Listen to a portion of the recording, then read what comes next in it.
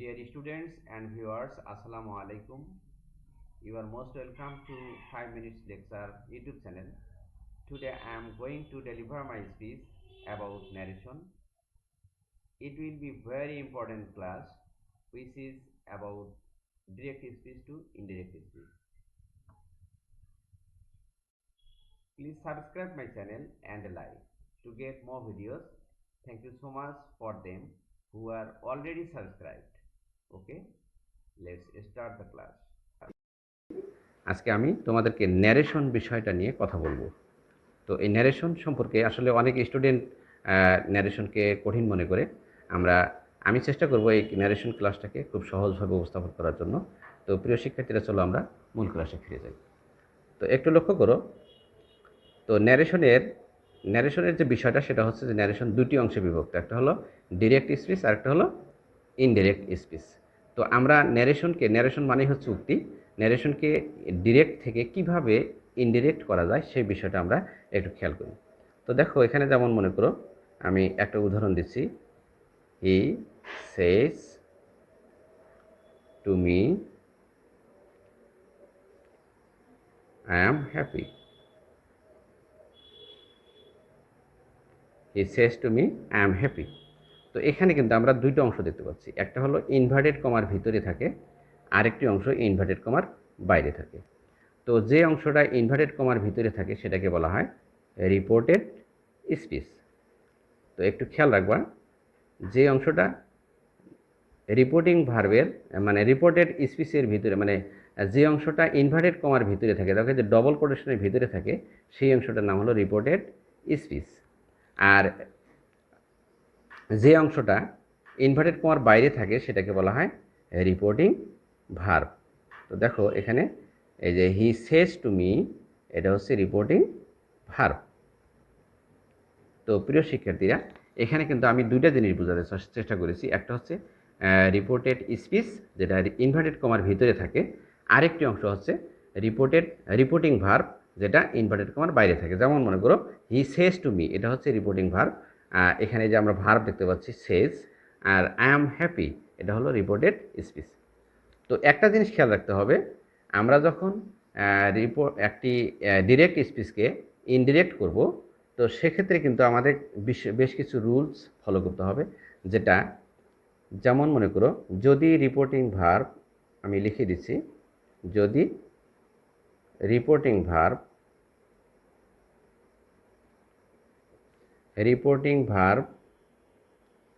Present tense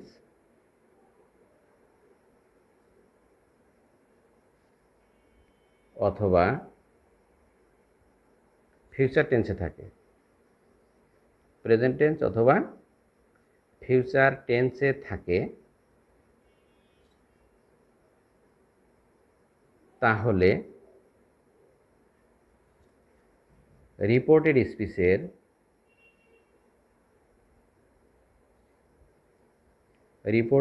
স্পিচের টেন্সের পরিবর্তন করতে হয় না। টেন্সের পরিবর্তন করার প্রয়োজন হয়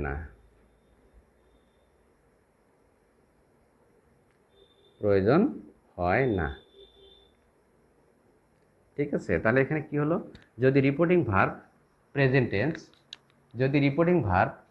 টেন্স অথবা ফিউচার টেন্সে থাকে, তাহলে রিপোর্টেড স্পিচের টেন্সের কোনো পরিবর্তন করতে হয় না। শুধু কি করতে হবে, শুধু পার্সনের পরিবর্তন করতে হবে।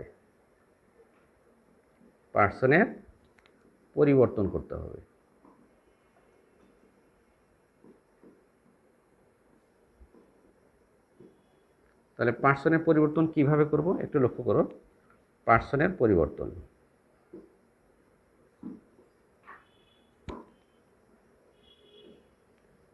পরিবর্তন তোমরা নিশ্চয়ই জানো। পার্সন হলো কয় প্রকার? পার্সন হলো তিন ধরনের। একটা হলো ফার্স্ট পার্সন, সেকেন্ড পার্সন, একটা হচ্ছে third person. First person, second person, third person. তো আমরা একটা জিনিস খেয়াল করি, ফার্স্ট পার্সন, তবে এখানে একটা হলো ডিরেক্ট আরেকটা হলো ইনডিরেক্ট। তো আমরা ডিরেক্ট থেকে ইনডিরেক্ট যখন করব, যদি ফার্স্ট পারসন থাকে, সাবজেক্ট যদি, মানে আমরা দেখো রিপোর্টিং, এই যে রিপোর্টেড স্পিচের সাবজেক্ট যদি ফার্স্ট পারসন থাকে, তাহলে ইনডিরেক্ট করার সময় থাকলে ইনডিরেক্টে রিপোর্টিং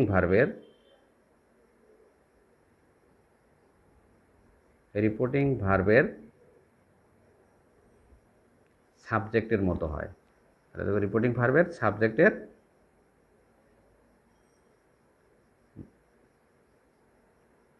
সাবজেক্টের মতো হবে।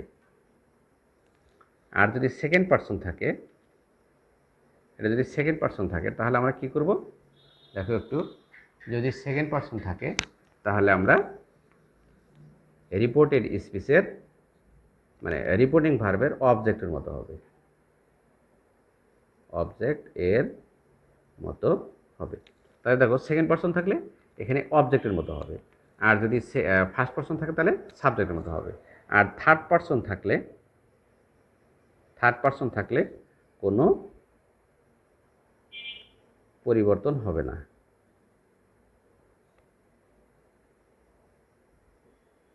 তো এই বিষয়টা কিন্তু খেয়াল রাখতে হবে। পার্সন যে বিষয়টা দেখো, পার্সনের পরিবর্তন হবে এরকম, যদি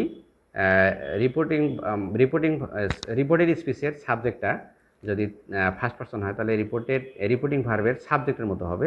যদি সেকেন্ড পারসন হয় তাহলে অবজেক্টের মতো হবে, এবং থার্ড পারসন হলে কোনো পরিবর্তন হবে না। যেমন আমরা এখানে দেখতে পাচ্ছি যে একটা উদাহরণ দিয়েছিলাম, সেটা হচ্ছে হি সেজ টু মি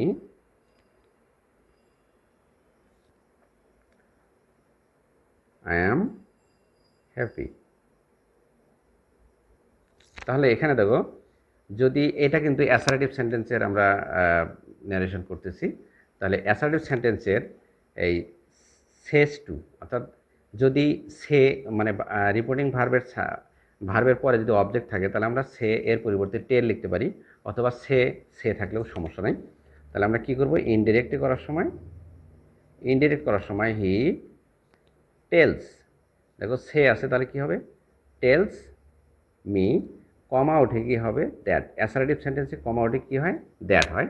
তাহলে দেখো এটা কিন্তু ফার্স্ট পারসন, অর্থাৎ আই হলো ফার্স্ট পারসন, তাহলে সাবজেক্টের মতো হবে। সাবজেক্ট কি আছে, হি আছে, তাহলে আমরা এখানে নিয়ে আসবো হি ইজ হ্যাপি। তোমরা নিশ্চয়ই জানো হি এর পরে ইজ হয়। আরেকটা ব্যাপার হলো প্রেজেন্ট ইনডিফিনিট টেন্স, এখানে টেন্সের কোনো পরিবর্তন হবে না। ঠিক সেম ওয়ে যদি আমরা আরেকটা উদাহরণ দেই, একটু খেয়াল করো।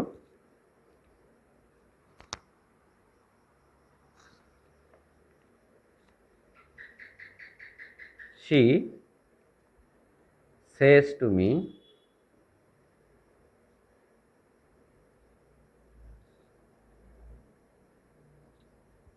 you are reading a book. দেখো এখানে লেখা হয়েছে যে she says to me you are reading a book। তাহলে ইনডিরেক্ট করার সময় কি হবে, she এর জায়গায় কি হবে, tells me, she tells me that। You থাকলে দেখো ইউটা কিন্তু সেকেন্ড পারসন, তাহলে অবজেক্টের মতো হবে। সেকেন্ড পারসন হলে রিপোর্টিং ভার্বের অবজেক্টের মতো, তাহলে কি হবে, ইউ থাকলে আই, অর্থাৎ ইউটা কিন্তু সাবজেক্টের জায়গায় আছে।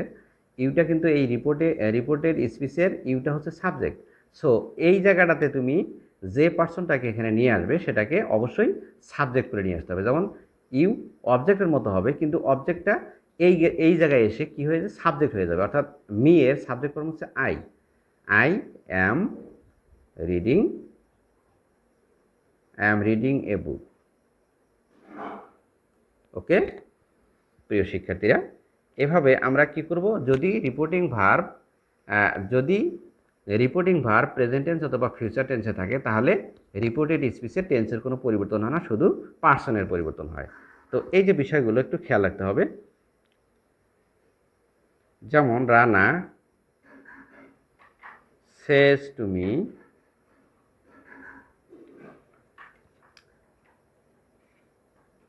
you have done the work, you have done the work. এক্ষেত্রে আমরা কি করব, একটু খেয়াল করো, you have done the work, Rana says to me you have done the work. তাহলে Rana tells, Rana tells me that, you থাকলে এ দেখো এটা কিন্তু সেকেন্ড পারসন, তাহলে অবজেক্টের মতো হবে, অবজেক্ট হলো মি, তাহলে হয়ে যাবে I have done the work. এখানে ফুল স্টপ হবে। তাহলে দেখো Rana tells me that I have done the work.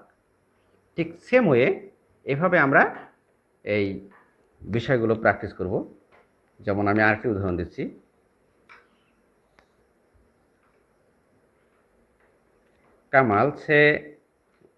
Kamal will say to me, Kamal will say to me she has created the problem। দেখো এখানে কি বলা হয়েছে, Kamal will say to me she has created the problem। তাহলে আমরা এখানে কি করব, তো কামাল, দেখো ইনডিরেক্ট খরচ যখন আমরা করব তখন কামাল উইল সে, এর জায়গায় তুমি টেলও দিতে পারো, Kamal will tell me that see, এটা কোন পার্সন তোমরা নিশ্চয়ই জানো, এটা হলো থার্ড পার্সন। তাহলে থার্ড পার্সন থাকলে কোনো পরিবর্তন, পার্সনের কোনো পরিবর্তন করা লাগবে না। তাহলে she has created the problem, she has created the problem. Okay সুপ্রিয় শিক্ষার্থীবৃন্দ, তো এই যে বিষয়গুলো আমরা এখানে আজকে যে বিষয়টা নিয়ে ক্লাস করেছিলাম সেটা হচ্ছে, যদি রিপোর্টিং ভার্ব প্রেজেন্ট টেন্স অথবা ফিউচার টেন্সে থাকে তাহলে রিপোর্টেড স্পিচের টেন্সের কোনো পরিবর্তন হয় না, শুধু পার্সনের পরিবর্তন হয়। তবে তোমাদেরকে একটু বিষয় জানিয়ে রাখি, সেটা হচ্ছে পার্সনগুলো, যেমন আমরা এখানে একটা জিনিস খেয়াল করব, ফার্স্ট পার্সন, দেখো ফার্স্ট পার্সন কোনগুলো, ফার্স্ট পার্সন হচ্ছে আই, এটা যখন এটার অবজেক্ট ফর্ম হচ্ছে মি, সাবজেক্ট অবজেক্ট এবং পসেসিভ, এই বিষয়টা কিন্তু খুব ভালো করে জানতে হবে। Subject object possessive, I object হচ্ছে মি আর পসেসিভ হচ্ছে মাই, উই আস আওয়ার, এগুলো হচ্ছে ফার্স্ট পার্সন। আর সেকেন্ড পার্সন যখন আমরা লিখব, সেকেন্ড পার্সন যেমন ইউ, অবজেক্ট হচ্ছে ইউ আর পসেসিভ হচ্ছে ইওর। থার্ড পার্সন হলো শি, তাহলে অবজেক্ট হচ্ছে হার, শি হার। তারপরে হি, তাহলে কি হবে হিম হিস। তাহলে দেখো সাবজেক্ট এই যে third person she her, she he him his. তো ঠিক একইভাবে এভাবে পরিবর্তন করতে হবে। তো পার্সনগুলো এভাবে আমাদেরকে পরিবর্তন করতে হবে প্রিয় শিক্ষার্থীরা। এরপরে লক্ষ্য করো,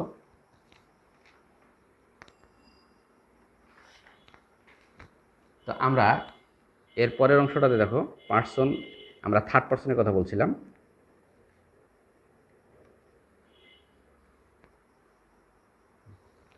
থার্ড পার্সন যেমন দে, এটা হলো সাবজেক্ট, অবজেক্টটা কি হবে, অবজেক্ট হলো দেম আর পসেসিভ হচ্ছে ডিয়ার। ওকে, তাহলে দে দেম ডিয়ার। এভাবে পার্সনের পরিবর্তন, মানে পার্সনের যে বিষয়টা সাবজেক্ট অবজেক্ট এবং পসেসিভ, সেটা কিন্তু বুঝতে হবে। তো প্রিয় শিক্ষার্থীরা, আজকে আমি যে বিষয়টি নিয়ে কথা বলছিলাম সেটা হচ্ছে রিপোর্টিং ভার্ব যদি প্রেজেন্ট টেন্স অথবা ফিউচার টেন্সে থাকে তাহলে টেন্সের কোনো পরিবর্তন হয় না ইনডিরেক্ট করার সময়, যেমন শুধু পার্সনের পরিবর্তন করা হয়। এজন্য আমরা আরেকটা উদাহরণ দেব, সেটা হচ্ছে যে Runa Runa says to me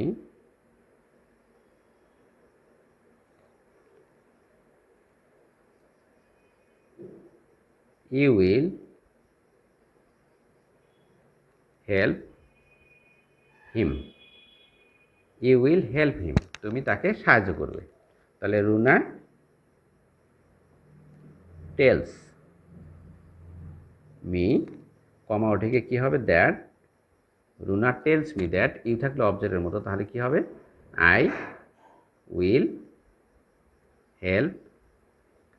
তাহলে দেখো এটা থার্ড পারসন হিম, তাহলে হিম হিমে থাকবে, কোনো পরিবর্তন হবে না। Same way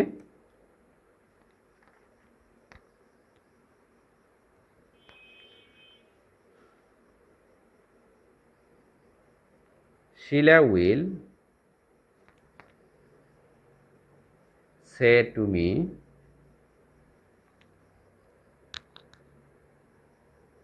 I have given you a pen. দেখো Shila will say to me I have given you a pen, তাহলে শিলা এখানে দেখো third person, Shila will tell, say এর জায়গায় কী হবে, টেল মি দ্যাট। আই থাকলে কি হবে, একটু খেয়াল করো, তাহলে আই থাকলে ফার্স্ট পারসন, তাহলে হবে সাবজেক্টের মতো। সাবজেক্ট কী আছে, শিলা, শিলার প্রোনাউন হচ্ছে she. She has given, you থাকলে দেখো ইউটা কিন্তু সেকেন্ড পারসন, এবং ইউটা এই রিপোর্টেড স্পিচে অবজেক্ট হিসেবে আছে, তাহলে ইউ এর জায়গায় যাকে আনবো সেটাকে অবজেক্ট করে নেব। তাহলে ইউ অবজেক্টের মতো হবে, এখানে হলো মি, মি এর অবজেক্ট ফর মি, তাহলে আমরা মি নেব এ পেন। তো প্রিয় শিক্ষার্থীরা, আশা করছি তোমরা বুঝতে পেরেছ। আজকের এই আমি যদি যেটা চেষ্টা করেছি তোমাদেরকে বোঝানোর জন্য, সেটা হচ্ছে যদি ন্যারেশনে রিপোর্টিং ভার্ব প্রেজেন্ট টেন্স অথবা ফিউচার টেন্সে থাকে তাহলে রিপোর্টেড স্পিচের টেন্সের কোনো পরিবর্তন হয় না, শুধু পার্সনের পরিবর্তন করতে হয়। আর এখানে অ্যাসার্টিভ সেন্টেন্সে তোমরা নিশ্চয়ই জানো, অ্যাসার্টিভ সেন্টেন্সে যখন আমরা ইনডিরেক্ট করব তখন কমা উঠে গিয়ে দ্যাট হয়।